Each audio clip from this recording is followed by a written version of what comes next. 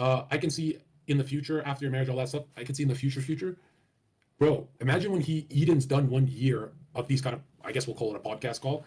Well, imagine when he's cozy after a year, because you put me on this guy. I don't know who he was. I just went on his show, that Patrick Bet Davids.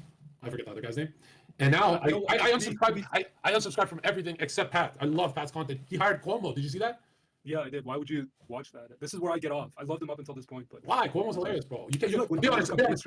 I get off the train. Having one lip in the office is comic relief. There's 2 or 3 of them now. Yeah, no, but a real lip. Did you want to show the other liberal guy? Yeah. Well, to be honest, even like chat, one in the chat of Patrick Bet David is a lib. Like he's just a corporate. Well, immigration's fine as long as you're bringing money to America. And I came from Iran, and it's like, okay, bro. I have this weird thing where it's like, I've never seen a channel say, yes, I am an immigrant and I'm against immigration. I've never seen one channel say that. Have you ever seen one channel say that?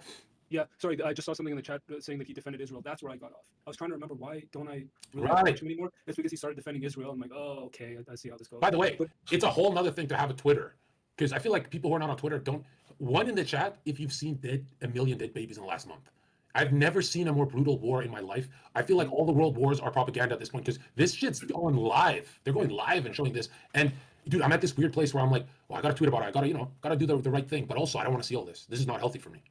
So I'm in a weird place. The one cause where I agree with liberals, and it actually made me stop and like progressives, and it made me stop and wonder, what am I doing? Yeah. And then I went and looked at it. I'm like, no, it's still my values. It's not. No, 100%. I feel like those long-term libs who were talking about Gaza for a decade, I don't know why I can't shit on them. Right? Especially right now, I can't shit on them. I still know that, I know that the first chance they get to turn on Jackson Hinkle and Nick and all these guys, I know the first chance they get to turn on us, they will. I still know that. But right now, I just cannot shit on them. And what's even scarier is what Trump said. He's like, they got to just get it done quick. They're losing the world support. Oh, you saw that interview? Yeah. Dude, losing the world support. Got to get it done quick. What kind of language is this, bro? That's why I'm like, damn, there is no... I wish it was like in the cartoons where there's good guys and bad guys. Not everyone's a bad guy, Yeah. Even if you don't support the cause, if you don't support the country, you can still say that what's happening in Palestine right now is extremely messed up. I don't think we've ever seen something like this before. Even our war, Zerka, one, I don't know if people know, we came as refugees, but our war, I think, killed something like 10 or 15,000 people over the course of 4 or 5 months, something like that.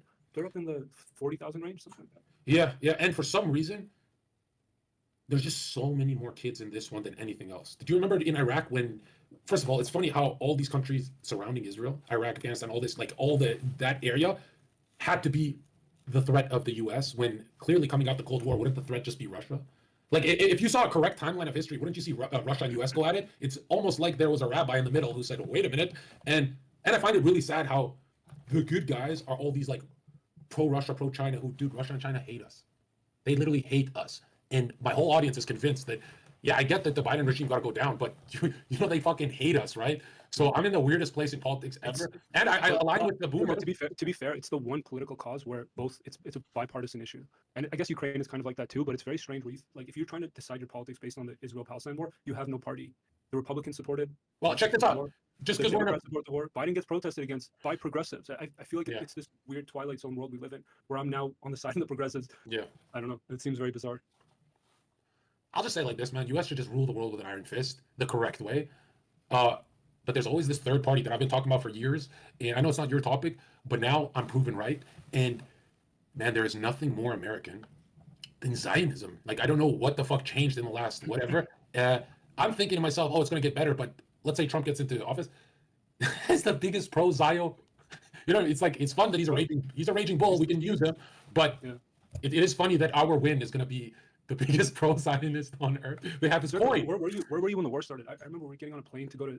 We were in Sicily. We were flying out to Sardinia, and we were at the airport. And it was such a bizarre scene because it seemed like something out of a movie. I'll tell you where I was. Had gathered around the TV, and at the time it was October 7th, right? So it's when Hamas had attacked the Israelis in Israel, and everybody's gathering around it. There was so much sympathy for Israel, and then within the course of a week, we're still in Italy at the time. Everything changed. The retaliation, I guess, it was so bad that people had forgotten what happened on the 7th. Such a strange. It's one of those things that you'll never forget. My fiance's mom's coworker lost her son in the October 7th attacks. It's a very bizarre sort of close to home kind of situation. I don't want to say where I was. I was in a very weird place. Because where were you? So it was October 7th. You were fighting people on the street, probably in Miami. No, I think it was the first boxing match